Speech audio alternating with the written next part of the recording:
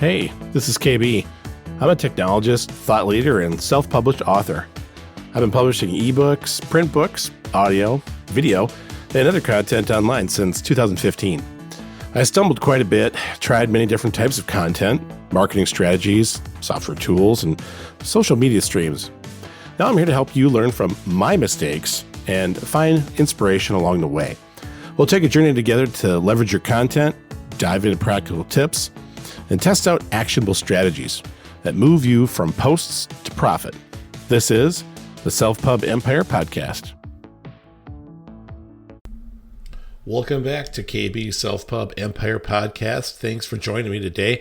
I think you will very much enjoy today's episode, my friend, with a new friend of mine, Brian King. He's an author. He has 3 books already published out on Amazon, all through self-publishing, all through Kindle Direct Publishing, print and Kindle. And of course, I'll link all those in the show notes so you can check them out. His book series is Death and the Sword Saint. And I think you'll find this interview very interesting. He is just like many of us who are really just interested in trying to publish books themselves and write great stories and definitely connect with an audience. His books are gaining popularity on Amazon. He's got many 5-star reviews already on his books, all 3 of them. And the latest one just came out in January, so he comments on that as well. Today we're talking about his journey into self-publishing. We talk a lot about the books. I hope we didn't put too many spoilers in. I say that a lot, unfortunately, in this interview, but I think you'll really like it. And I'm really looking forward to having you join me today with Brian King as he talks about his books, Death and the Sword Saint. And just so you know, there was a little bit of interference on the internet at the later part of the interview itself. I apologize for that. Thank you for bearing with me. It's not you. It was our connection at the time, but it was really good material, and I certainly didn't want to try to re-record it since it was so real and really good information from Brian. So thanks for bearing with me. Let's jump in. Hey, I want to tell you about something. Change the topic. I don't know about you, but I like things for free. And I put together a free guide to getting started on Kindle Direct Publishing. This guide is many pages of packed material for free for you to get started and writing your own book and using Kindle Direct Publishing to do it. There's a lot of tips and tricks that I jammed into this document. It's a free ebook, and you can find it on the website, selfpubempire.com/free. All you gotta do is put your email address in there, and we'll get you that free book as soon as we possibly can through the magic of the interwebs. And so I hope you enjoyed the free book. Please give it a try. I think you'll find out, judge for yourself, that it's very useful information.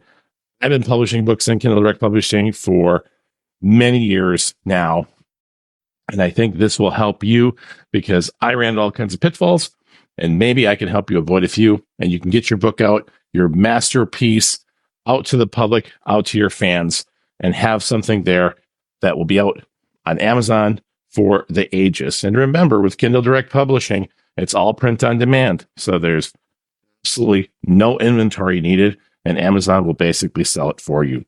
So go ahead, get out there, selfpubempire.com/free, and check it out. It's the first entry there for the free getting started with Kindle Direct Publishing. I hope you enjoy it. Hey, Brian, welcome to the show. Really glad to see that you were able to join me today. I really appreciate it. I'm really excited to have you on today as really I've just started to dive into the LitRPG genre of books. I'm actually very much a newbie in it, even though I've been gaming for playing Dungeons and Dragons for almost as long as it's been out, which is kind of scary. That kind of dates me a little bit, but it's really cool. I think it's really an interesting genre. I just started to look into it. And so you've got 3 books in your series, the Death and the Sword Saint, on Amazon, print and Kindle. And I think that last one just came out in January of this year. Is that right? Yes, it did. Okay, I'm currently cool. working on book 4 now. Oh, so you're going to have, do you know how many you're going to have in the series? I'm really kind of curious. I'm hoping for seven. I might cut it off at five or six. It depends on how the story continues developing because I have another one rattling around my head that I probably started on after I finished up number four. Okay, that's pretty cool. I think Lit RPG, maybe I'm wrong, serves well in the series model of having multiple books with the similar characters and things like that. So I think that's really great. And, full disclosure, I have not had a chance, unfortunately, to read any of them yet. My list of reading is pretty long, so I haven't gotten through to that yet. And really, we just started talking the last couple of weeks, so I haven't had a chance to take a look at the first book. But can you give me a kind of an overview and give our listener an overview of what the story is about, maybe kind of focusing on the first book in the series? Well, the first book in the series, it's about the main character named Weiss Fagan, who has lived his entire life of 75 years on Earth thinking he was cursed because every year a member of his family would die on his birthday, and he felt fairly responsible for it, even though he wasn't the one that was doing it. Death, which is an old friend of his that he met while he was a child in the hospital, actually comes for him. Is like, yeah, you're not actually human, but you can't stay here anymore, so we're going to take you to this other world instead. And there he's joined by Misha, his succubus companion slash guardian slash servant slash friend, who's been with him since he was 4 years old. And there he meets up with his long lost wife who passed, who was who died in basically a Yakuza style drive by shooting years Oh, earlier, okay. There's a little along bit with of a few other darkness in there. I characters. see it. Okay, a little bit of darkness. That's cool. All right. And the first book is him pretty much coming to terms with his new life and trying to get over the fact what his life was back on Earth because he was a former soldier who took many, many lives, as well as he created nanotechnology and cybernetics and uses them still to this day. Okay, so then Death visits him and Mhm. brings him to a different world. Yes. Okay, so that's somewhere in the story. Like, is that towards the beginning? Is that in the middle? Yeah, it's toward the beginning. I think it's chapter three where he wakes up on the new world called Orta, which is a land of sword, sorcery, and kings and dragons and all that good stuff. Okay, all right. A very classic fantasy RPG, which I personally like. That's the kind of things that I like. So, okay, that sounds very cool. So then from there, what does he have to do when he gets into this new world? Because so you said death brings him there, right? I don't want to spoil it for everybody. I apologize. Maybe a few spoilers are in here for the story. Sorry, Brian, but I am kind of curious. What does he have to do? What does he find out he's got to go do? There's no world shaking apocalyptic events or anything going on. So book one is more or less slice of life with a little bit of action in it, where he ends up enlisting into the Adventurers Guild and meeting up with his late wife and a few other people, making some friends and getting used to his new life. Is Okay. essentially what it is. Okay. Okay. That's okay. That's cool. And so we move from the story from there. And then of course, like you just said, you've got book two and book three. And you said you're working on book four. No Mhm. pressure, but out of curiosity, when do you think book four is going to come out? Since January was when you released three, it looked like to me anyway. I try to get them released around February each year because I still have to have a real life job. In fact, I'm not Welcome to that the popular of club. an author yet. Right. I can't survive off the royalties alone. So between writing, working, editing, and everything else, it takes me roughly a year per book. Okay. Yeah, that sounds about what I would expect as a matter of fact. But that's actually a pretty good pace, I think, because sometimes books can get, to be a burden that you didn't really that you love and it's you love to hate. So I get that. Okay, well that's good. Well, hopefully we can have the audience expect to see the next book next year and hopefully they can check out your books in the series that you already have. I know I will. I just have to get to them as of yet. But I'm kind of curious, what inspired you to start writing fantasy lit RPG? I've always been a I've always been in love with like fantasy sci-fi style books. I've never cared for like historical or historical fiction or nonfiction books. And so whenever I went to the library as a kid, it was always the fantasy sci-fi section I always gravitated to. And growing up, I grew up in the golden age of RPGs where we Hmm. had like Breath of Fire, Secret of Mana, all the real awesome RPGs, unlike today where it's just watered down graphics. But and I also played a mess load of D&D while I was in the army, and Hmm. I don't follow any specific gamer path with my books. It's more like it almost feels more like a homebrew D&D style of lit or RPG, I Hmm. guess you could say, because there's no like experience bars and or like the character's going to receive a skill at this level or anything. I like unlike most lit RPGs where it's inundated with stat page after stat page after stat page every chapter. I try to limit those that way I can fit more story and less stats into it, if that Hmm. makes sense. Hmm. Oh, absolutely. So, Because yeah, so that's your kind of share. So I'm thinking through that, and you're right. I mean, I've certainly read. I know I've read at least one book that I thought was very stat heavy. And does your main character recognize their own stats? I think that's one of the key features of lit RPG is that they're recognizing their own statistics and things like that.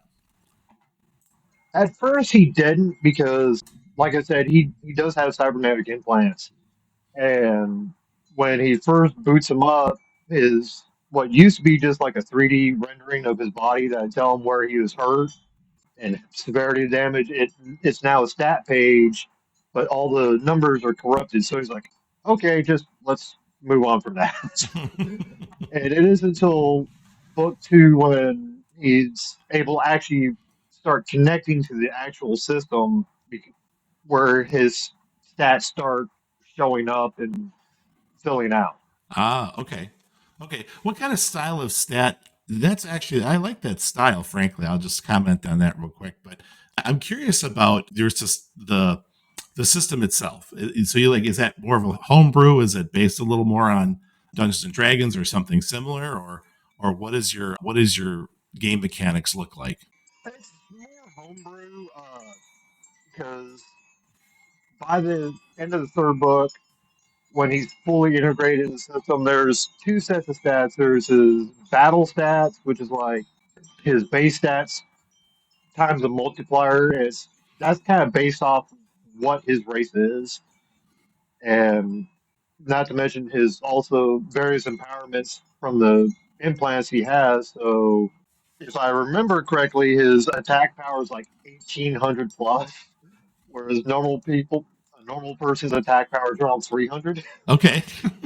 You I went in with a couple of premises where I wanted to create a character that was massively OP before he got introduced into a system, Hmm. somewhat a la System Universe with Derek from that system. But for him, it wasn't because he'd already leveled up and gained all these stats and got introduced into the system. It's because that's how his race actually is. Okay. Okay. Okay. So that and there's a little spoiler alert. I've obviously read, of course, not their book covers and your detailed descriptions in Amazon. So I know the race that you're referring to, which I think was a really good idea. I kind of like that idea, and I thought that was very ingenious. So for the listener, it's a I can't pronounce it always. Nephilim is I think Yeah, right definitely. that was the race, and Mhm. I thought that was a really cool idea to use that as well. This is the main protagonist, and obviously, he's not the same as everybody else. So definitely not a D20 Dungeons and Dragons style set of game mechanics in there. I think it varies pretty widely from what I've heard in Lit RPG, but that sounds really cool from that perspective. So you have to. So it feels like book one, you're kind of doing some world building and getting you into the world. Is that true? Like you said, it's a little more slice of life. Is that kind of where you went with that?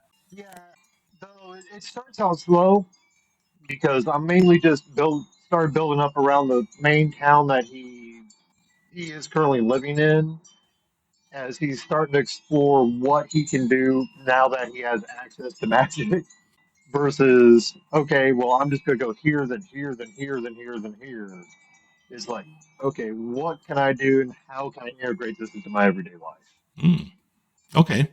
Okay. Cool. And so you've built up a fantasy world. So you're working through building up a fantasy world, and similarly, do you have the normal like dwarves and elves and things like that in your world as well? I'm kind of curious. Yes, so far the confirmed races are the demonkin, which are various types of demons. Like one of his it is a harem lit as well, but Mm-hmm. I've cut out all the smut because I want everybody to be able to enjoy it. So I leave any of those things kind of fade to black, so it's more up to the reader's imagination what happens. But one of the races is a Lamea girl. That there's also some like natural vampires, but non-undead, bloodsuckers. We have to have permission to enter your house kind of guys, but more like, yeah, well, we use such blood, but it's more of a thing between lovers kind of deal. There's elves, there's multiple kinds of elves. One of the elves that's with him, she is what's called a void elf. It's basically my take on the drow. Mm. They're similar, but not quite the same. Hmm. Okay. Then you have the wood elves, there's dwarves, and a few other races I've yet to introduce. Okay. All right. So obviously you're leaving room for more, which is good, of course. He's got a few more books to got a few more books in you there, Brian. So that's really cool. I like that. Thank you.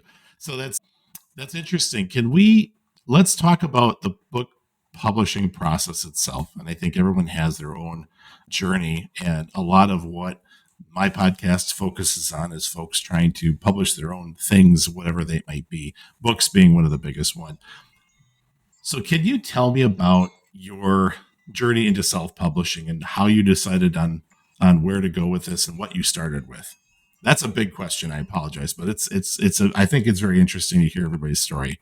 Not at all. I decided straight off just to straight up self publish. I didn't feel like going through a traditional means because from what I've heard, a lot of times with publishers or traditional publishing is you can have your complete story written out and they'll be like, okay, we don't like this character, we don't like the way your story's going, change this up so it's better suited for this audience instead of this audience. And I didn't want that. I wanted full control of my book to take the story where I wanted it, have who I wanted into it, and like I said, just have full control of the story itself instead of having to play the whims of some schmuck up in an office that has lost complete touch with reality and only cares about money, money, money. I hear you. I hear you. So, what did you decide? Where did you start? Do you start with Kindle Direct Publishing right away? Yeah, I did. Started doing a little bit of searching and stumbled across Kindle Direct Publishing and read some more about it. And like, this is the path I want to try to take and see how it does. And I'm not as popular as, like, say, Matt Denneman or Atwater. Two of my favorite authors are Bruce Centaur, who's another great author of the all three of them are great, great, awesome authors of the lit RPG genre. But from what I've seen, pretty much every one of their books that I know of has all been published first through Amazon, or at least that's how they started before they got picked up by Mm-hmm. their various publishers. Mm-hmm. Great. I agree. I'm going to editorialize a little bit here based on what I've seen. And I totally agree with you. I believe that the large publishing houses have gone through massive series of roll ups and buyouts and mergers and acquisitions. They only spend marketing money on famous people's books, which usually aren't written by the famous people themselves. And I think they've started to figure out that if they can find some books that are popular and self-published on Amazon, that they should actually go in that direction and reach out to those folks and start picking those up. But that means you have to have a portfolio of books that are popular on Amazon, self-published, for them to pick it up and then to push it. And generally speaking, they only market stuff that, like I say, I've seen they only market things that they feel are going to be instantly popular because they have a lot of overhead. That does make sense. I understand that. But LitRPG hasn't really taken off quite yet is from what I've seen, and I think it's a really good time for that perspective of like big publishing houses picking things up.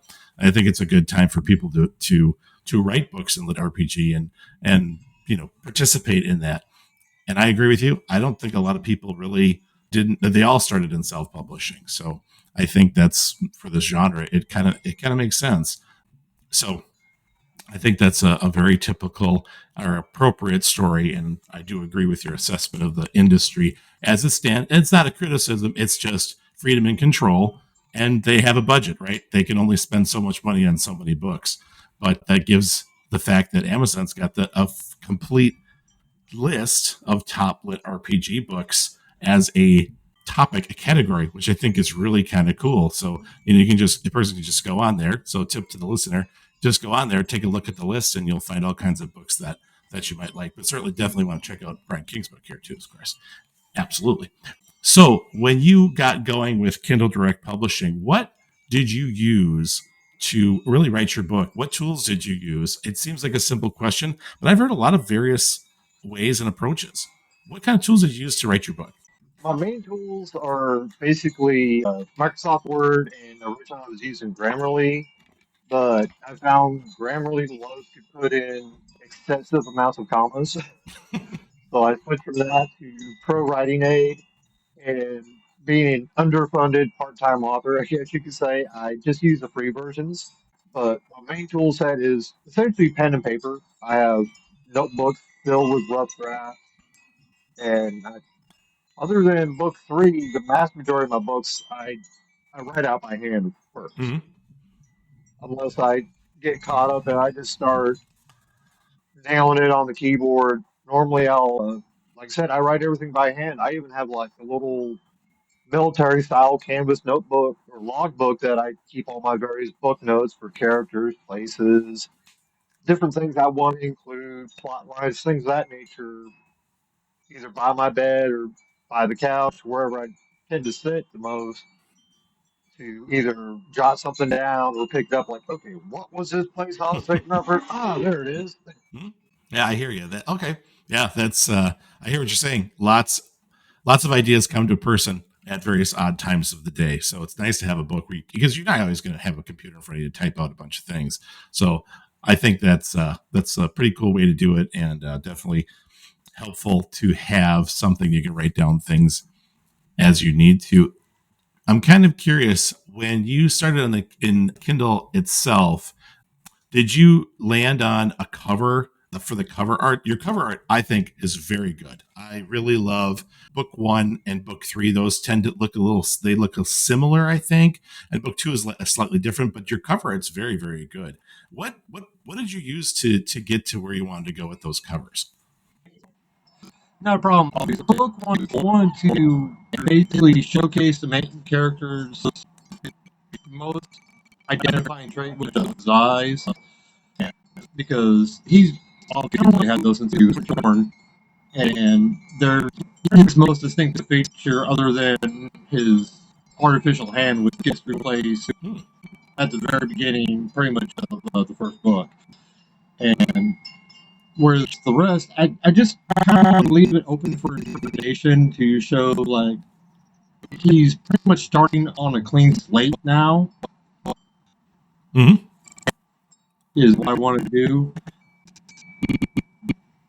Book two, I tried going a different direction, and I admit it's a cool looking cover. It just doesn't really portray what I really wanted.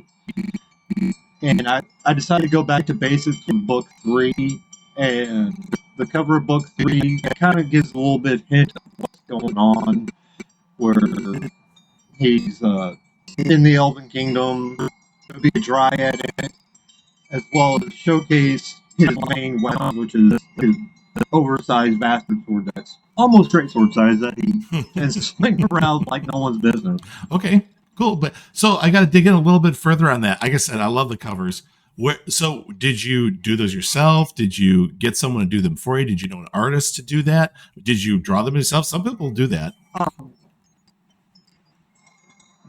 Book one and book three, I had two different artists draw them for me. The first one was a gentleman by the name of Durian Zus, if I remember correctly, and he was trying to get into the book cover genre, or I Mm-hmm. guess that's the right word.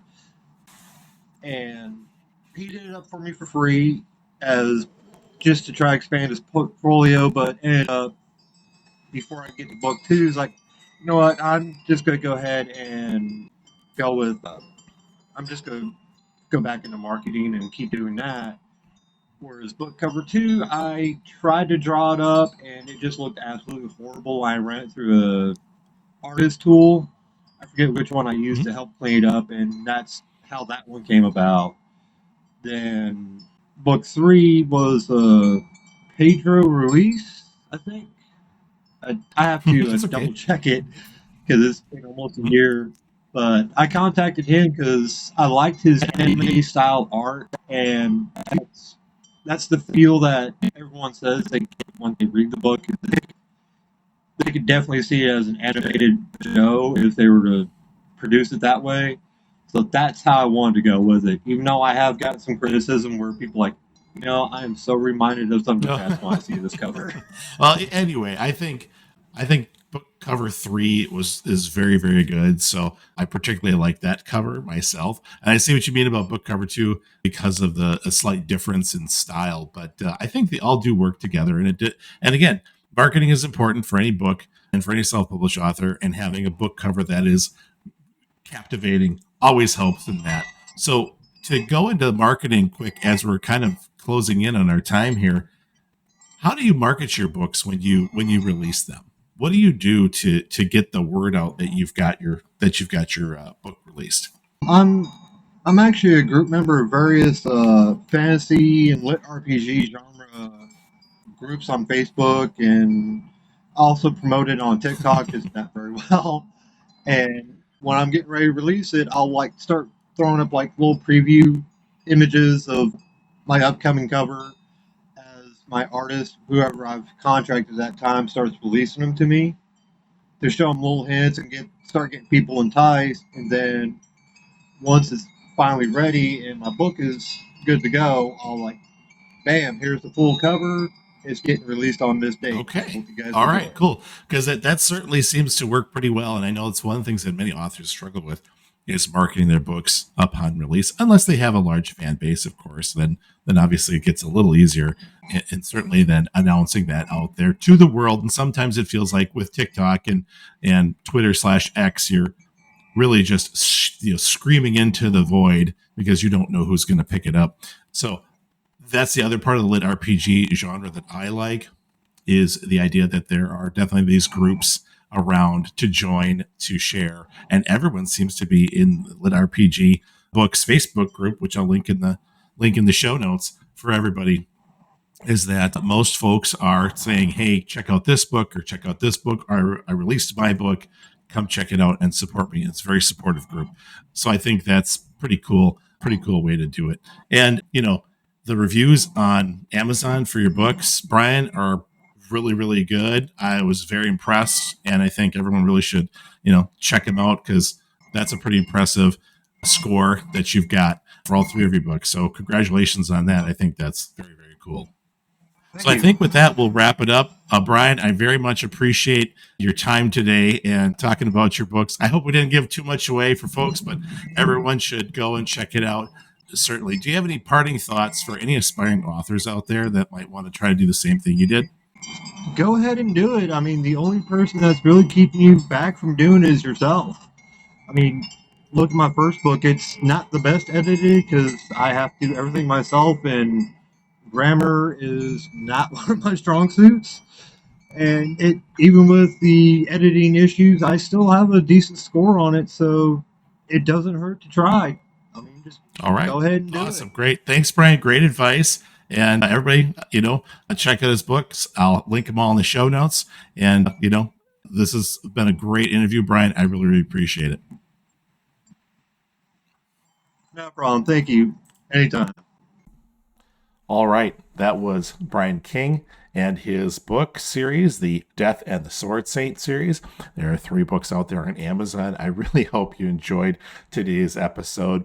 I felt Brian was a great person to interview. Certainly, he is bootstrapping his way through the self-publishing world and bringing us his stories in the lit RPG genre of books. And certainly in the show notes, we're going to link to all that information that we put out there. Certainly, we're going to make sure we link to the Facebook page, which is LitRPG commentary all the time. It's a great group, actually very supportive.